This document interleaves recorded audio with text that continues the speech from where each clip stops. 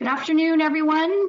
My name is Kim Concepcion. I will be supporting our webinar today. This is Behavioral Health Impacts of COVID-19, Workplace Trends, Resources and Strategies, Transitioning from Reconstruction and Transitioning into Reconstruction and Recovery. That was a long title and a mouthful. Just a quick reminder, so you have a questions box handy to you. If you would like to type in a question along the way, we will probably pause at certain points and take questions. With me, I have Kira Mosseth as our presenter, and I will turn it over to her. Thanks, Kim. Hi, everybody. Happy Monday afternoon, I guess. At least it's sunny around here. I'm up in Snohomish County. I'm assuming that we are all over the place, but blue sky around these parts makes a huge difference in terms of people's mood usually. So we'll roll with that. I appreciate the opportunity to get to speak with you all about kind of where we are from a behavioral health perspective and what is kind of reasonable to expect in the next couple months and how we can try to come out of this thing as effectively and efficiently as possible, which is not maybe as hard of a process as it might sound like it is initially. So it's not easy, but it's not a huge mountain to climb either. With that, I guess I'm just going to jump in. What I would recommend is that I'm going to be giving you lots of little pieces of tidbits of info today, and I would recommend just keeping a pad of paper handy to jot down things that matter for you or that are relevant for you or that seem helpful. There's going to be a whole bunch of stuff. And if you could go away with 2 or 3 things that you think are meaningful to the situation that you're managing right now, that would be a win, I think. So with no further ado, I'm going to talk about sort of where we are on this roadmap of the pandemic from a behavioral health perspective and how we are really on the cusp of the transition into what's called the reconstruction and recovery phase of the disaster response cycle. And then what to expect, what we're experiencing now neurologically, and how that translates into what happens over the next couple months. I'm going to share with you just high-level perspective on how to reduce burnout, which is totally widespread right now, how to reduce compassion fatigue, if that's something that you're struggling with, and how to reduce moral injury. And then I'm going to talk about a new model. I have a new acronym, surprise, I know, that I'm going to share with you called Adapt and Thrive. And it is a process that we can use to move forward into whatever the new normal is going to look like and kind of have some empowerment to create what the new normal is going to look like. And we're going to use that acronym as a way of reminding. So that's the plan for today. Oops, I already skipped one. All right, so in order to figure out how to transition out of what's called the disillusionment phase and into reconstruction and recovery, we need to understand 2 pieces of information. Number one is, what is the end goal here? Even if we don't have all the details around that, it's important to know what the peak of the mountain looks like. So we want an effective agency. We want to not have burnout. We want to be able to, thrive at home, have good family relationships and good friendships and all the other sort of work-life dynamics. So those are some of the goals that are the big picture. But if you only keep your eye on the big picture, it's really easy to trip on something that's right in front of you because you're looking too far ahead, right? So the other piece of information that's needed is the roadmap. And those are the individual steps and the choices and the opportunities on a day-to-day basis that we can use to get to the mountaintop that we're trying to get to. So that's understanding the internal resources that we already have, that we have brought to bear so far to get through this more than a year of disaster response. And what do we still need? Right, internal strengths that we already have, and what do we still need? And then also the same process for external resources, whether that's financial stuff, whether that's family stuff, whether that's childcare stuff, whether that's work team stuff. It's going to be unique for everybody, and the combination is never the same for 2 people. So write it down, kind of get organized. I'm going to explain a little bit why that's helpful for our brains, because our brains are not very organized right now, and most people are having a great deal of trouble sort of tracking day-to-day info. So writing things down. Kira, our slides are not advancing right now. We're still on the first slide. Huh. If you so now we see you on the screen, but no slides. You may have to put your slides in presentation mode. Yeah, they are on my screen. One sec. Okay, yay, there we go. So now we are on the map, and we didn't see the other two slides before that. Oh, this one? Is it, are you seeing it in presentation mode? I am seeing, Interesting. I can't tell. It's slide 4 right now with the reaction, your model. Really weird. Okay, 1 second, because I'm not seeing the same thing that you are. So one moment. Someone mentioned this is not presentation mode. Right, okay. Sorry, 1 second. Please bear with me. There we go. Okay, that is what you are seeing. Now you're seeing the same thing that I'm seeing. Okay, play. Yay, okay, now we can see the agenda. Okay. Oops, why does it say paused? You can see the agenda, but it's not in presentation mode. So, Kim,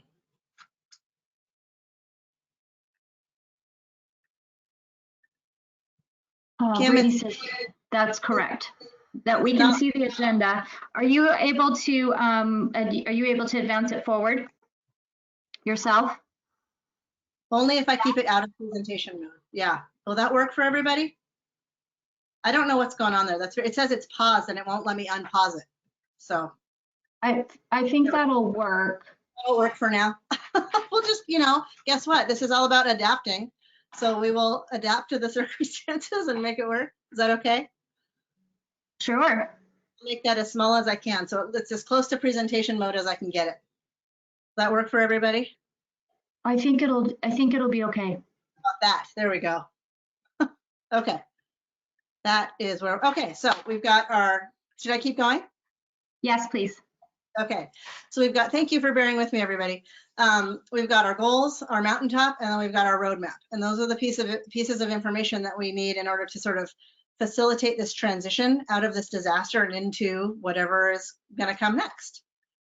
Okay, so the process here, this is the actual sort of behavioral health map relative to the pandemic as a disaster itself. So what we're looking at right here are the phases, the behavioral health symptoms and the process that human beings typically go through when we're exposed to a disaster. I'm guessing that this chart isn't unfamiliar to most of you. You've probably seen it at some point. But where we are right now is transitioning out of the disillusionment phase, which is the hardest time. That's when the symptoms are the most acute for most of us, and then into reconstruction and recovery. Unfortunately, what we're seeing pretty clearly in the data, at least, is that the various reactions that individual families and communities are having is putting people on different paths. And that's not necessarily just reactions. That's accessible resources, that's economic security, that's employment. There are all kinds of social and economic factors that have created multiple types of crises for different communities and different households all over our state, and not just even in Washington. So as we move forward into reconstruction and recovery, some of us are going to be doing very, very well and jumping back up to our baseline level of functioning, and some of us are not going to be doing so well. I'm going to talk about that a little bit later, but it's really important to understand that from here on out, the storm is going to look different for different people, even more so than it has before. You've probably heard before, same storm, different boats throughout this whole disaster. Well, now it's different storms, and it's going to continue to sort of manifest in that way. And our experiences are going to become more and more disparate from each other. It's going to make it a little bit harder for us to relate to some of the experiences that other folks are having, but it's not impossible. And having this in mind, keeping this in mind, is going to help in terms of empathy and our ability to sort of communicate effectively with other people and meet them where they are, including our coworkers, right? Okay, so when we think about this roadmap and the process into reconstruction and recovery, there are 4 pieces of information. The last one on the bottom there is adapt and thrive. That's the model that I'm going to present to you later. The first thing to keep in mind when you're headed into the unknown is the difference between content versus process. We talk about this in clinical psychology all the time. Content is the stuff.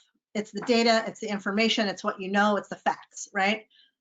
There's a lot of content that we still don't know, not just about COVID and the virus itself, but about how teams are going to be organized, how budgets are going to pan out, what the big plans are for 6 months to a year down the road, what's going to happen after the IMT, what, right? All the stuff. That's the content. And we don't necessarily have that. And we don't have to have it. So what we need to do is shift our focus from content to process. And process is about how you do what you do, even when you don't know.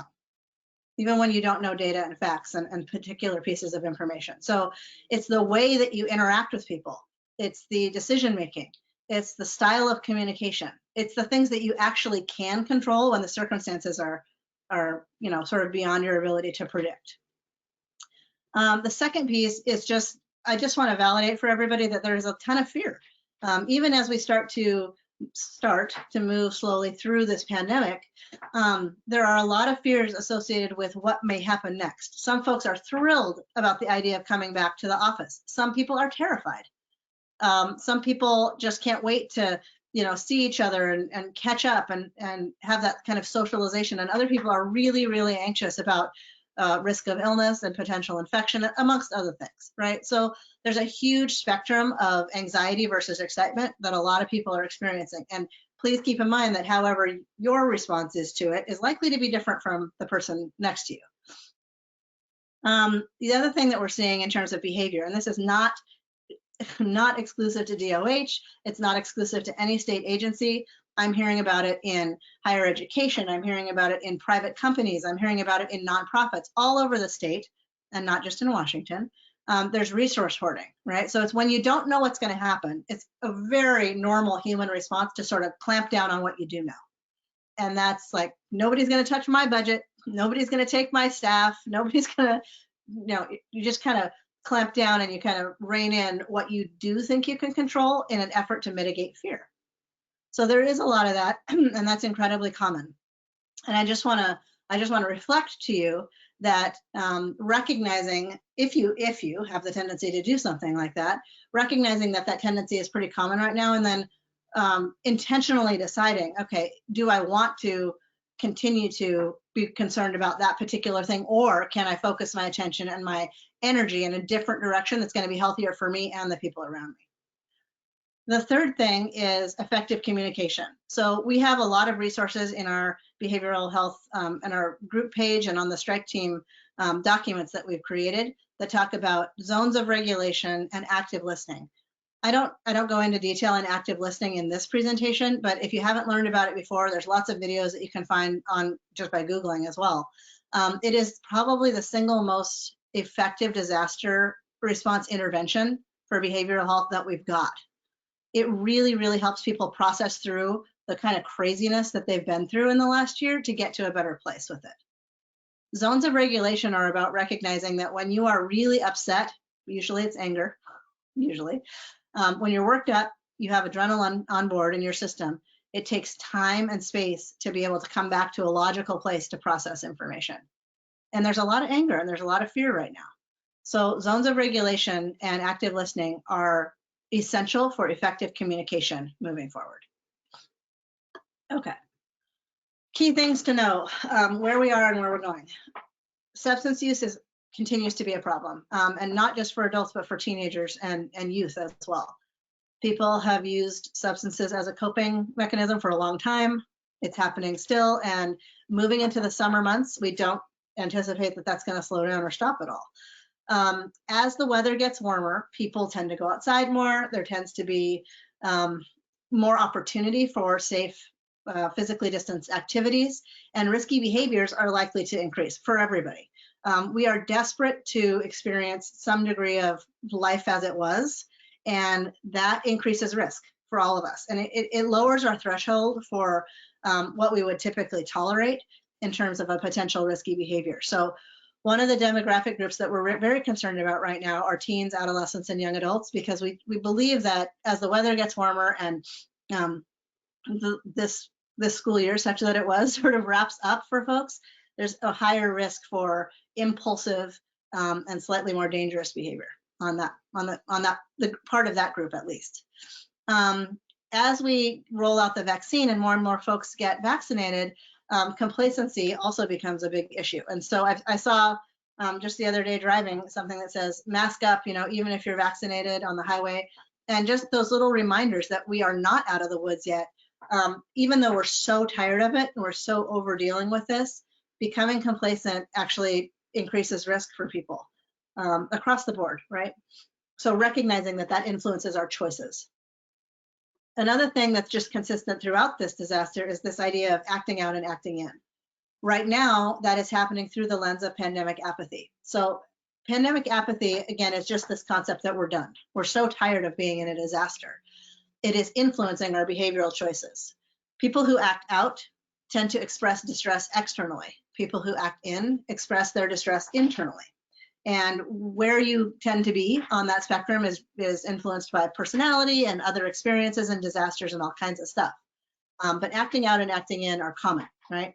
Right now, acting out is basically pretending like the pandemic doesn't exist for you anymore. It's over for me.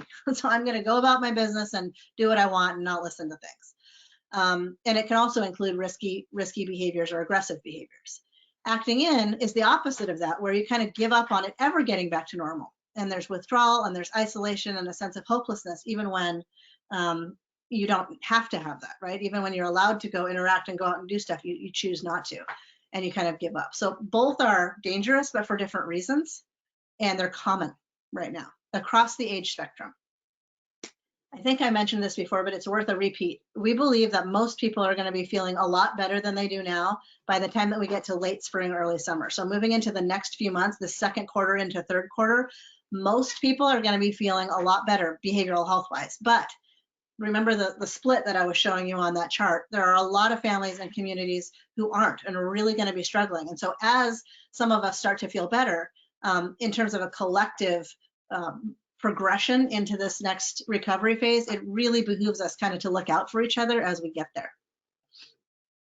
Okay, this is the most recent snapshot. I don't think we're going to be able to see this data anymore because I think they shut this particular survey down. So this is the most recent snapshot we've got, but what you can see is the trend is getting better, and this reflects the movement into reconstruction and recovery. So this is adults only, so people over 18, and you can see that depression levels and anxiety levels are going down. And have gotten down to pre-pandemic or early pandemic levels for a lot of folks. When these data were first collected, this is during the honeymoon phase, so that's when people are generally feeling pretty good.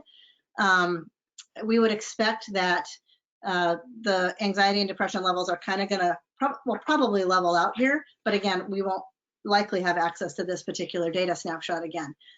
What this does indicate is that as the trend goes down for adults, again, most folks are headed into reconstruction and recovery. This chart does not reflect what's going on with teenagers and adolescents and youth who are struggling in their own right now. Okay, so I love the brain slide. I've shared this with people plenty of times, but the two big issues that are still consistently a problem for most of us are emotion regulation issues and cognitive processing issues. So the emotion regulation stuff takes place in the limbic system. And our brains are they're so tired and they're so tired of threat scanning, looking for where the next hit is going to come from, that they overreact, they tend to, in an attempt to keep us safe. And so we are more likely to respond to a text message or a voicemail or an email from a work colleague or even one of our kids trying to get our attention or something. We are more likely to respond to neutral stuff like that in an aggressive or hostile or negative way. And everybody's brain is on that page just because of the exhaustion. So you can understand what the implications are for figuring out how to manage this a little bit as we move forward. Learning how to sort of get the prefrontal cortex involved in the decision making, filter ourselves, slow down. The more we respond impulsively, the more likely we are to respond emotionally and intensely to whatever's going on. The prefrontal cortex is the part of the brain that handles all the stuff we need at work, right? So organization, details, planning, tracking, focus. I really struggle with that right now. I'm thinking a lot of people do. The people that I speak with regularly, most folks are concerned about, that they have symptoms of ADHD or early onset dementia is what it feels like. And that is, that's a common thing to feel that way. It's probably not true, not to take anything away from either of those two disorders, but those symptoms are incredibly widespread right now. So people, you walk into your kitchen and you don't know why you went in there. or you go to the grocery store and have no idea what you were going to get on your list unless you write it down, right? Our brains are just not processing information in the same way that they used to. Other things, cognitive responses I mentioned, and emotional. I talked to a lady last week who said she was going to start wearing a mask at home, not to prevent COVID, but to stop herself from eating because she's snacking all the time. Joking about the COVID-19 and all the weight gain. It's either not eating or eating too much. The snacking is just incredibly common right now. Please give yourself some slack if that's something that you have struggled with too. Most of us have. That's why it's a thing, right? And then I mentioned some of the behavioral issues. So if any of these look familiar for you or for people that you work with or people in your family, please understand that that's common right now. I'm going to come back to this in a minute, but I want to sort of sum up part of the roadmap by referencing where we're trying to get. Resilience is the most positive outcome that most human beings will eventually have from any disaster, and we can increase it on purpose by focusing on connection, purpose and motivation and goals, adaptability and flexibility, and hope. So that's what we want, and here's how we get there, right? In order to develop resilience, we have to also address the negative things that have been going on. And for most of us, that includes burnout, compassion fatigue, and moral injury. So we want to reduce those negative things, and then we want to turn the tables and focus on adapting and thriving into the next phase out of this pandemic and putting it in the rearview mirror. So first things first, let's reduce burnout. Like I mentioned at the beginning, it is widespread. So many folks are burnt out right now. People in public health are doing so much work and have in this kind of crisis response mode for more than a year now, it is fundamentally exhausting. So what I want to say about burnout is, there's lots of strategies that work that are different for different people, but the fundamental issue is that there have to be clear and healthy boundaries between your work time and your off work protected time. It doesn't matter what schedule that's on per se, but you have to have time in your life, and everybody needs this, that is completely protected and separate from work availability. So I am suggesting 3 buckets: on duty or at work, on call, so responsive but not necessarily the #1 go-to person, and then off. So on call and off, and the off time needs to be protected. To the extent that you can, try to do things in your off time that are completely unrelated to whatever you're doing on your day-to-day work and job. Those are healthy boundaries. They really are essential, and it's something that not just in public health, but in organizations across the state, people struggle with. There are ways to do that from the top down. There are ways to model that. We've been adding some signature lines to our email in behavioral health about I sometimes work off-peak hours. I'm sending this message at a time that works for me and my schedule. I don't expect a reply outside of your own working hours, just to kind of set that stage and model those boundaries. I think that's great. Everybody can do their part to contribute to a work culture that values healthy boundaries, right? That's going to help us get farther into the next phase. And then the unhealthy coping, to try to avoid that actually reinforces this.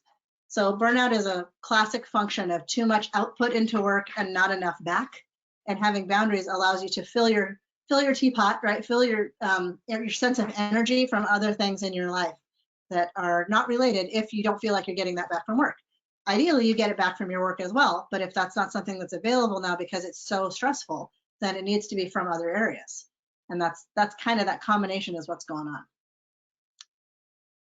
Okay, how to reduce compassion fatigue. For those of you who hear stories, deal with difficult things, manage emotional experiences that other people have, compassion fatigue is a real risk.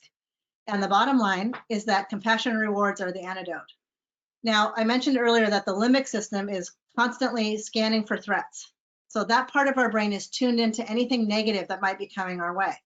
And one of the consequences for that is that when it's tuned into the negative, it can't be tuned into the positive. It can only really focus on 1 or 2 things at once. So as we are keeping an eye out for wherever the negative is going to come from, we're missing all of the compassion rewards that come from our work and from our interactions with other people. So part of this process is about slowing down and taking time to really soak in and tune into positive messaging. When someone says thank you, when someone says, hey, good job, you know, write that stuff down. Get that pad of paper out again. Write those things down before you go to bed at night. Like, so-and-so said thank you to me. And you're going to want to fight against that. Your brain is going to want to say that's not important and focus on the next bad thing. But in the big picture, like really, you know, sort of due diligence about the positive stuff, the good things that are happening is going to help you reduce this and also reduce burnout as well. Verbal support, active listening, continuing to check in with people as much as you can and not isolate, right? The other people who get it are the people who do what you do. So finding a trusted colleague at work to really to sort of download what's going on with is a helpful tool as well. Okay, moral injury. If moral injury isn't something you're familiar with, it's probably the least well-known of these job stress issues. But moral injury occurs when you feel unable to provide the type of service or care in your job that you normally would because of what's going on in terms of resources. So not enough money at the beginning of the pandemic, not enough PPE, not enough time, not enough.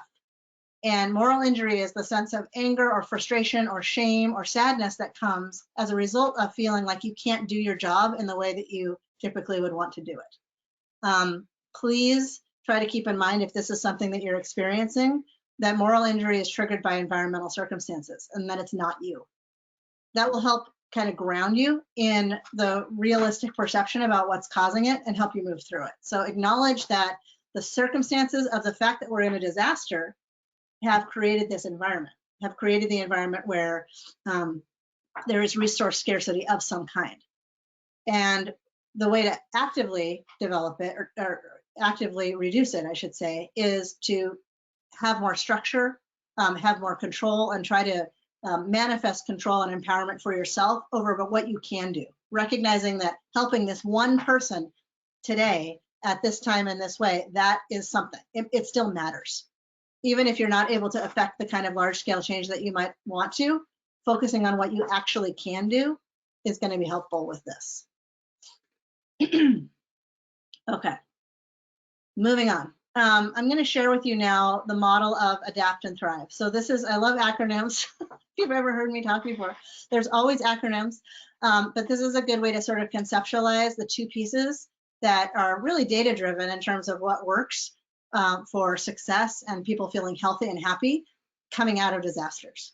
So it's a combination, but adapt is about the process, and then the thrive is about more of the content, like what we can focus on. So adapting is the process that we use. So you start with the basics, acquire information. I'm going to go through each one of these in detail on the next slide. Second piece is develop options from the information that you just acquired. The third step is to address the key issues. So from your list of options, pick a couple and take small action based on them. The fourth thing is to prioritize values as you do it. So that's the fundamental, like sort of underlying process for these steps. And then the fifth one is to talk about it. And that is probably culturally the most uncomfortable for people to do. But I'm not talking about Junior Woodchuck therapy session. I'm just talking about sharing information with people, discussing the process with colleagues and coworkers. Okay, so you start with acquiring information. This is about identifying what's known and what's not. What are the changes that are coming? And again, write it down, right? There's so much confusion and there's so many things swirling around inside all of our heads about what the next 6 months is going to hold. Write down what you know you have, what you know you need, or what you think you need on an individual level. You can do it on a team level, you can do it on an org level, but start by tracking things. Our brains do not do a good job of being kind of accurate representers of what's really going on. And when you start tracking information and data, like what do you really have in terms of the number of hours, the number of work tasks or products or whatever, it actually reframes it oftentimes, and it gives you a much more accurate and clear picture about what you can deal with. And helps you make a plan, right? So acquiring information is the first step because our brains are kind of scattered right now and have trouble getting our ducks in a row, so to speak. So internal strengths, external resources, job tasks, requirements, what are those things? What are the key issues that need to be addressed? and just start recording it in whatever process works for you. I'm an Excel sheet person. People use different things. It doesn't even have to be on the computer. If you just are a journal kind of person, that's fine too. No wrong way. The second step, once you've acquired the information, is to make a list of options. Now, here's a question, just kind of generally.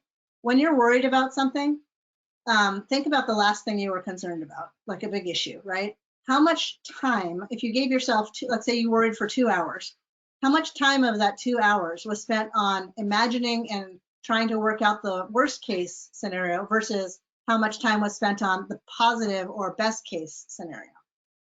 If you're like most people, you spend a lot more time in an unknown, thinking about and mulling over and wondering about the worst case and negative options that might happen. But that's not very realistic. If you want to do a realistic problem solving approach, what you want to do is give equal time to both. And I don't mean optimism, and I don't mean sugarcoating anything. I'm not trying to convince you to go the other way. What I'm suggesting is that it needs to be balanced. So the options for what might actually happen for any given choice that you need to make need to be accurately represented with both negative outcomes and positive outcomes. It's two sides of the same coin. So here's the issue, what's on one side and what's on the other. And being honest with yourself about how much time you spend only focusing on the negative possible outcomes versus, wait a minute, these other things are potentially equally as likely, but I don't even pay attention to them. I don't think about them or notice them. So possible and probable courses of action for you to take, for the team to take, depends on how you want to apply this, right? Lots of choices. Lots of anxiety that people have come from too much focus on that negative side of the coin, basically. And being realistic about it. Sometimes there are positive things that easily can happen. In fact, often, but we just don't attend to them. If you've taken any IO psych stuff or maybe some organizational things, you've heard about SMART goals. This is a place to apply SMART goals. Options need to be specific, measurable, achievable, realistic, and timely. Right? SMART goals have been around for a long time, but the idea there is that they're achievable, you can actually do them, and they're the right size. Right? Something that's realistic right now. The A, and the second A in ADAPT, is for address key issues. So you've got your information, you've developed your options, now you're going to do something called behavioral activation and pick something. Pick one or two things, maybe, no more than that to start with, and find a concrete, specific way to address that thing. Get a group together, create a timeline for yourself, make a plan, I'm going to do this by then, or just today, I'm going to do this thing and get this done. Maybe if it's you're thinking on a team or an org level, create an email that crafts a particular communication about an issue. I don't know what the issues all are. I don't know what all of the options are for all of you, but I'm suggesting a process, right? So pick just one or two things. The reason why this is effective is that our brains often really get confused about what all the options are, and then we try to do too many different things at the same time. Humans are actually much more effective in the workplace when we can focus on one or two specific small steps to take and then make additional decisions from there. So this is about picking a couple things to address that are the key issues for you. The next one is to prioritize values. So after you've gone through the information and decision-making process, again, focusing on the common thread that runs through this whole thing is who you are as a person and how you can go about interacting with people, how you can communicate, and even in this midst of all of these unknowns, how do you want to approach your job and your family and your work? And no answers to this question are the same, but what are the core values that you're using to guide your decision making? Mine are different from yours, etc. Right? So write it down again. Write down a list of no more than 5 core values that describe characteristics of you that you want to rely on as you move forward into the next 6 months.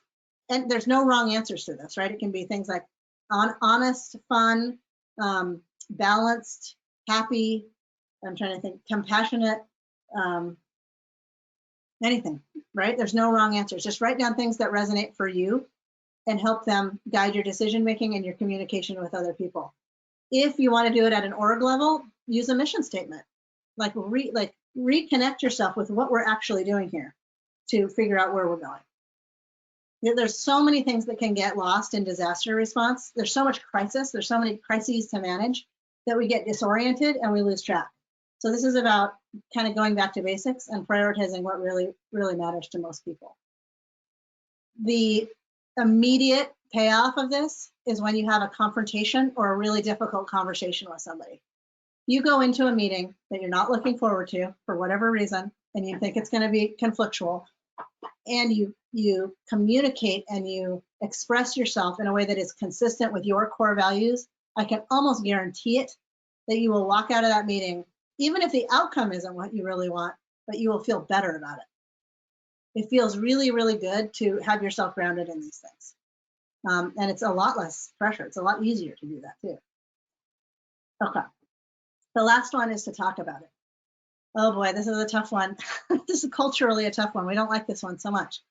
Transparent, process-oriented communication. How I want to go about leading a team, how I want to go about structuring my schedule. These are hard conversations to have with supervisors. They're hard conversations to have within teams, but it's really important because so many people share the same concerns. And if we start talking about it, it's incredibly validating for most people. Simple, active feedback, participation, working on incorporating feedback and reflection into messaging, into group meetings, into check-ins, all of those kinds of things. Talk about it and be transparent in it. Even, basically about the process. Like there's a lot you don't know, and it's totally okay to share with your team members what you don't know. But the process needs to include open and consistent communication for sure. Okay, so adapt is about the process and thrive is what to focus on. So again, I would just encourage you to take tiny tidbits from this because I know it's a ton of information. So whatever kind of stands out or resonates to you, that's what's important. The first thing with Thrive is transparency. I will give you this example. I was talking to somebody. This was somebody in an executive at a big agency, and they were disclosing that they shared with their staff that they really struggle with anxiety.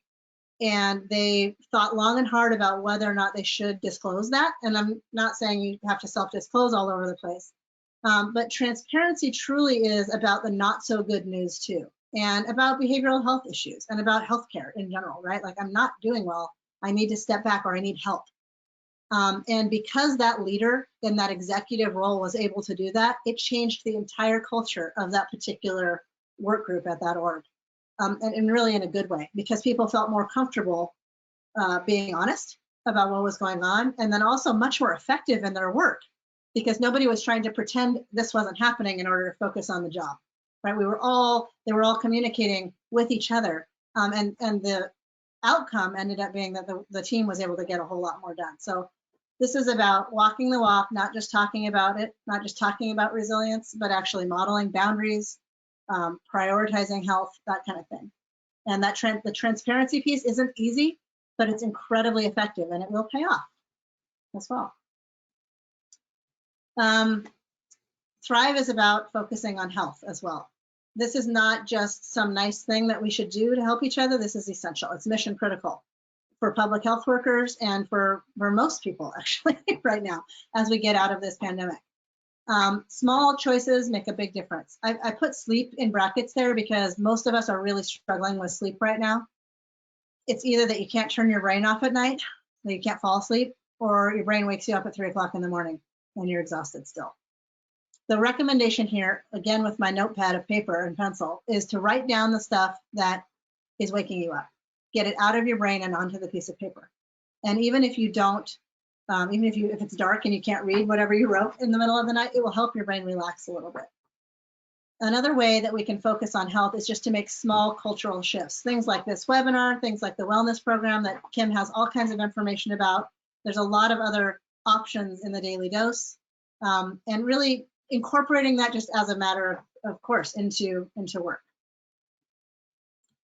The R in Thrive is about resilience. You've probably heard what the 4 ingredients of resilience are already somehow in this pandemic, but these are them. We have a lot of resources about it, and I can say more.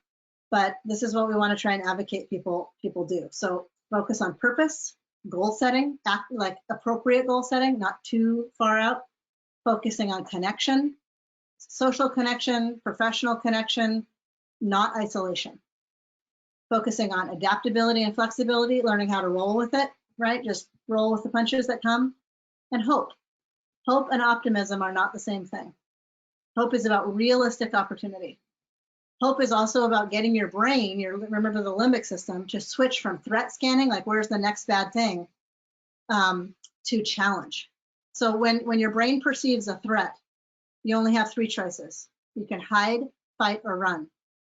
When your brain perceives a challenge, you can tackle it, you can work on it, break it down, pick it apart, and overcome it. A lot more options with a challenge than with a threat. If this is going to be hard to remember, I would recommend the metaphor or analogy of a tree to remember the elements of resilience. So the purpose is the fruit of the tree. What is it producing? What is the goal? The connection are the roots of the tree that ground it and give it nutrients. The flexibility and adaptability is that skill that the tree has to sway in the storm, to bend and not break. And the hope is like the moss that grows on the north side of the tree. It finds a way to thrive even in dark conditions where the resources are scarce. And it's real growth, even under a challenging condition. So those are the elements of resilience. The I in Thrive is about integration. This is about thoughts, feelings, and behaviors that all match. So talking the talk and walking the walk, doing both, right?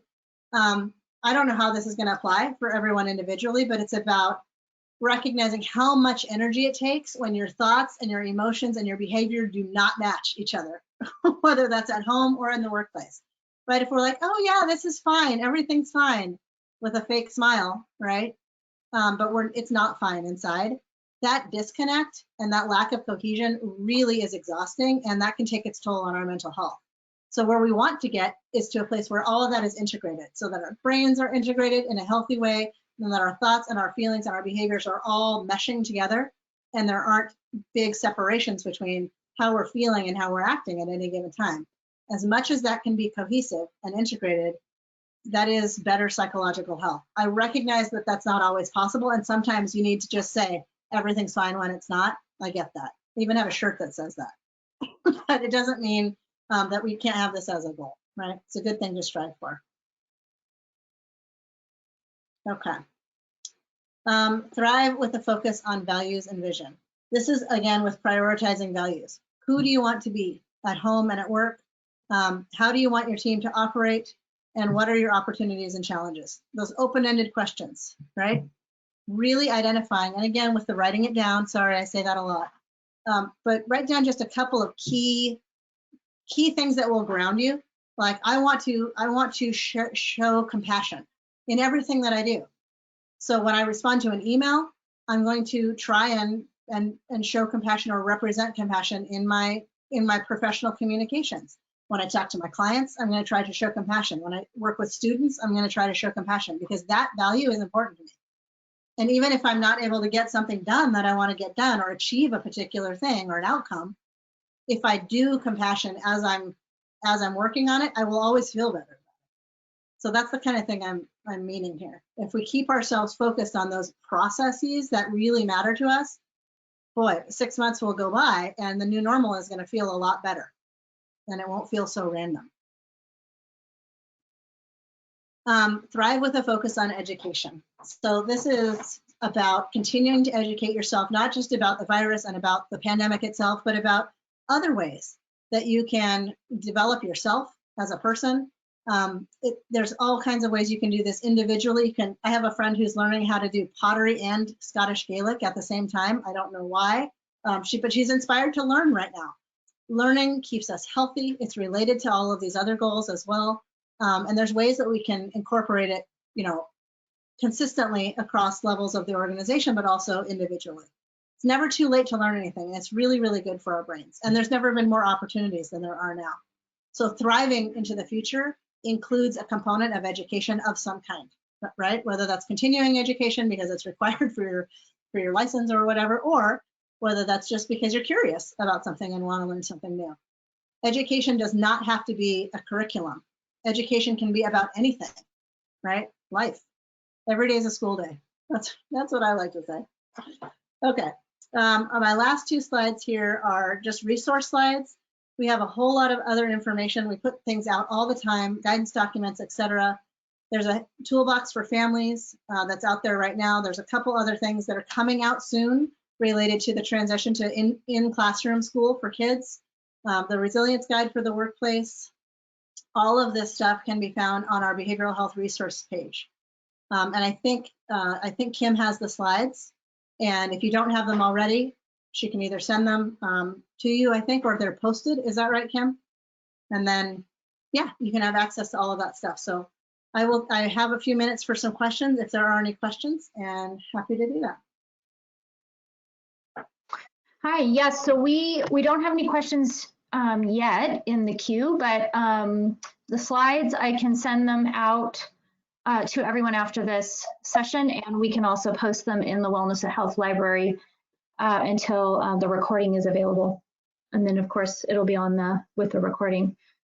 Let's see, someone had mentioned focus. What was that? You know, that was earlier in your presentation.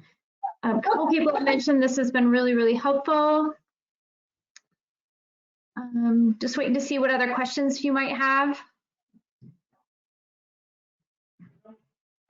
There's one other thing that I meant to say in my head, but I zoomed past it. The issue with transparency and sharing struggles.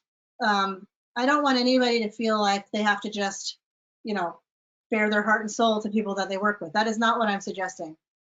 But there is data. There was a really fascinating study that was done where they had participants in this study go into what was a fake dental office, and they told the participants, you have to have this big dental procedure done and it's going to hurt and it's this big horrible thing. And the participants in the study could pick between a waiting room that was full of anxious looking people who looked really nervous and also kind of upset, or a waiting room that had happy, like totally relaxed, casual, you know, chill people. And consistently across the board, the people who were told about that they had to have this thing done picked the waiting room that had the anxious people in it, because we want validation.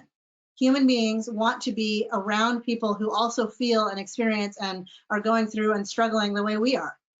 So and that's not, that research study doesn't stand alone. There are others that are similar to that. But the idea is that if we are trying to become transparent in our process through disillusionment and into reconstruction and recovery, everybody's going to benefit from that. We all can validate each other in that process, and that's going to be really helpful. So sorry, I forgot to mention that earlier.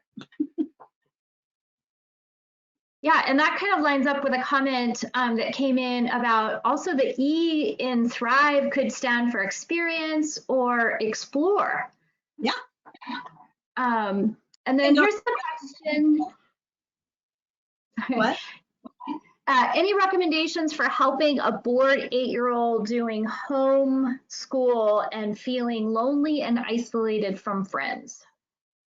Yes, especially as the weather gets nice. There's some great data to suggest that participating in activities outside, sports-related things and extracurricular things outside is actually fairly low risk in terms of infection control stuff.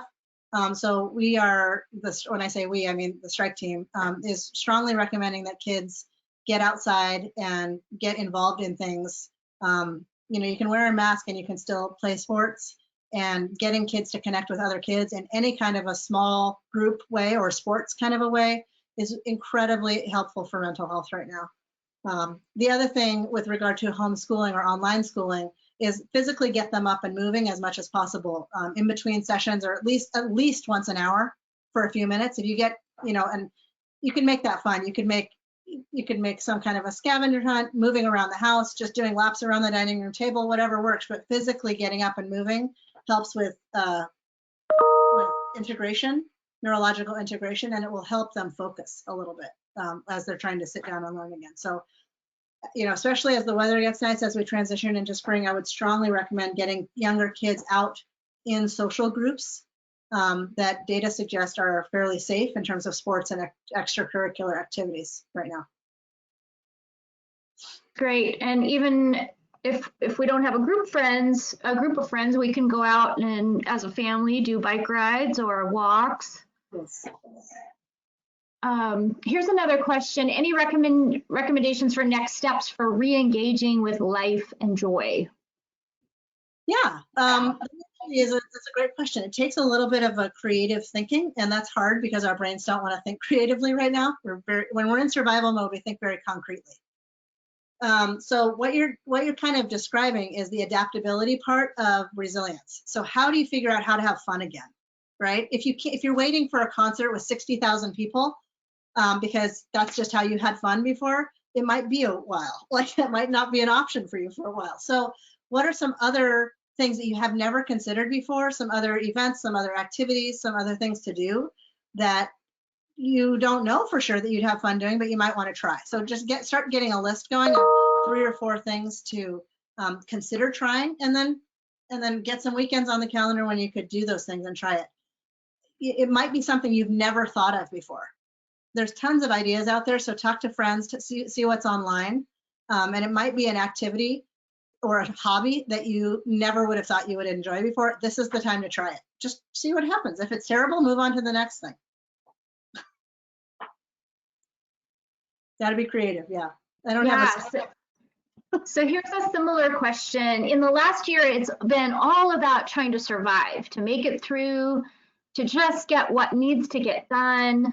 At what point should we start trying to refocus on becoming better, exercising, eating better, advancing a hobby? I don't want to be lazy, but I also don't want to put too much. Sorry, I have to scroll down. I want to put too much pressure on and crash. Yeah, great question. I think it's like a jumbo jet. You gotta have a long runway. You're not just gonna take off like a helicopter. You gotta. The answer to that question is that don't push it. It has to be right for you, right? So when you feel like you have the energy and you feel like you are willing to try to transition out of survival mode, then that's when you should do it.